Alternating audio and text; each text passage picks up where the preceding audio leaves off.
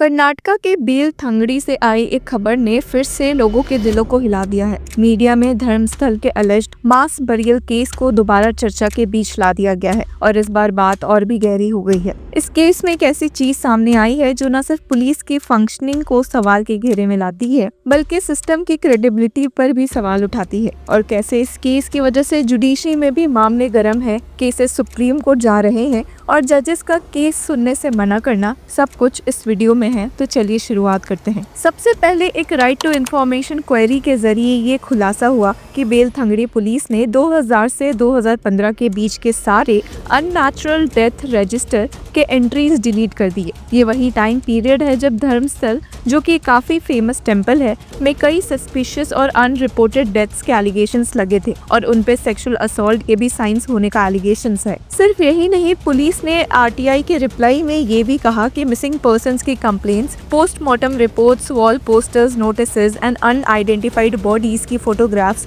भी डिस्ट्रॉय कर दी गई है, वो भी रूटीन एडमिनिस्ट्रेटिव ऑर्डर्स के तहत। तो सोचिए, ये वो रिकॉर्ड्स थे जो किसी भी क्रिमिनल इन्वेस्टिगेशन के लिए सबसे क्रूशियल होते हैं और वो भी इतने कैजुअली डिस्ट्रॉय कर दिए गए। इस खुलासे के बाद आरटीआई एक्टिविस्ट जैन ने स्पेशल इन्वेस्टिगेशन टीम के पास एक फॉर्मल कंप्लेंट फाइल की और ये कंप्लेंट किसी और के कहने पर नहीं बल्कि उस इंसिडेंट के आंखों देखे हाल पर बेस्ड है जो उन्होंने खुद देखा था। जैन का कहना है कि on August 2nd, I filed a complaint with the SIT. This complaint is based on an incident I personally witnessed. I named everyone, including officers. When the girl's body was found, all legal procedures were violated. They buried the body like one would bury a dog. तो सोचिए, एक activist जो सालों से system के अंदर घुस के रिकॉर्ड्स निकालने की कोशिश करता रहा, उसके लिए ये कहना कि उसे एक दृश्य ने हॉन्टेड कर दिया, इसका मतलब कितना गहरा ट्रॉमा होगा। जैन ने ये भी कहा कि वो 2 साल पहले ही बोलना चाहते थे, लेकिन उन्होंने तब तक चुप रहना बेहतर समझा जब तक कि ऑनेस्ट ऑफिसर्स इन्वेस्टिगेशन में नहीं आते। जब जैन ने बेलथंगड़ी पुलिस स्टेशन से मिसिंग पर्संस का डेटा और फोटोग्राफ्स मांगा तो पुलिस का जवाब और भी शॉकिंग था। उन्होंने लिखा कि all such documents, postmortem report, wall posters, notices and photographs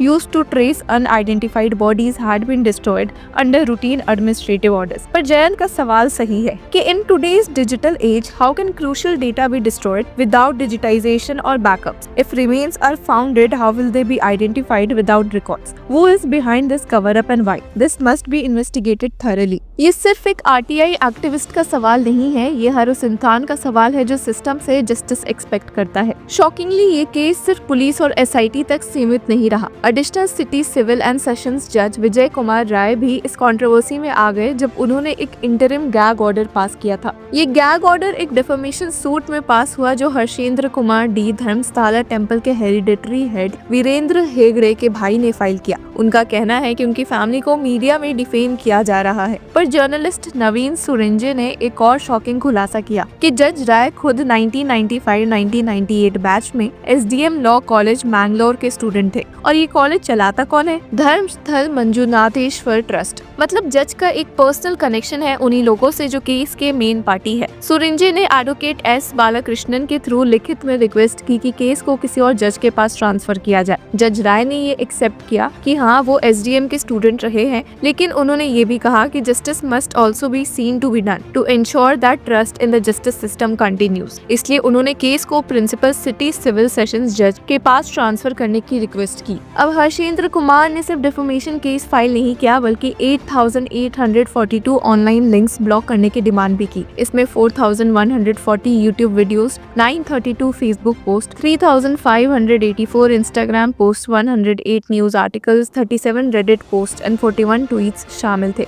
18 जुलाई को जज राय ने एक्स पार्टे इंटरिम इंजंक्शन पास किया और डिजिटल, सोशल और प्रिंट मीडिया में किसी भी डिफेमेटरी कंटेंट को पब्लिश करने पर रोक लगा दी। लेकिन ये ऑर्डर चैलेंज हुआ। कनाडा यूट्यूब चैनल कुडला रामपेज ने हाई कोर्ट में गैग ऑर्डर को चैलेंज किया और 1 अगस्त को हाई कोर्ट ने ये ऑर्डर क्वॉश कर दिया। इससे पहले यूट्यूब चैनल थर्ड आई ने भी गैग ऑर्डर के खिलाफ सुप्रीम कोर्ट में अपील की थी, लेकिन सुप्रीम कोर्ट में सीजेआई बीआर गवाई की बेंच, जिसमें कि जस्टिसेस के विनोद चंद्रन एंड जॉय माल्या बागची भी मौजूद थे, थे ने कहा कि पहले ये मैटर कर्नाटका हाईकोर्ट में उठाया जाए। जयंत की कंप्लेंट के बाद एसआईटी अब एफआईआर रजिस्टर करेगी और एक्सह्यूमेशन प्रोसीडिंग शुरू कर चुकी है। मतलब अब वो अलिजिडली बरीड बॉडीज को निकाल के उनके फॉरेंसिक एग्जामिनेशन करेगी। लेकिन ये काम आसान नहीं है। जब क्रूशियल रिकॉर्ड्स ही डिस्ट्रॉय कर दिए गए हैं तो कैसे आइडेंटिफाई किया जाएगा कि कौन कौन लोग बरीड है? कैसे प्रूव किया जाएगा कि ये इलीगल बरियल्स थे? जब बेलथंगड़ी पुलिस का कहना है कि 2000 से 2015 के बीच के सब रिकॉर्ड्स डिस्ट्रॉय कर दिए गए,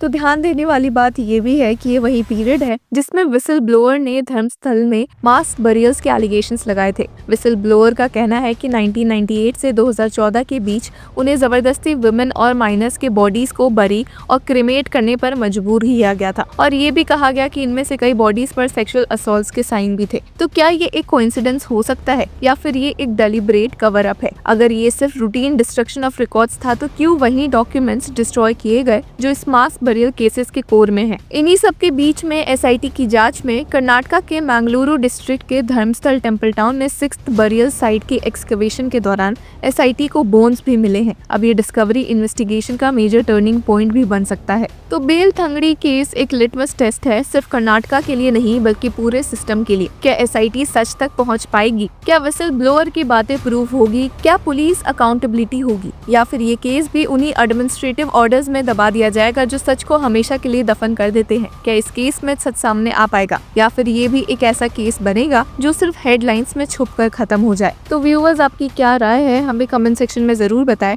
और तब तक के लिए keep following law Chakra. Hello law lovers and justice seekers, welcome to law Chakra. हम आपके लिए लेकर आए हैं कुछ बहुत ही exclusive. Introducing law Chakra prime membership, जो आपको देगा exclusive access like never before. बनिए लॉ चक्रा की प्राइम मेंबर और अनलॉक कीजिए full potential of legal knowledge. अभी ज्वाइन कीजिए।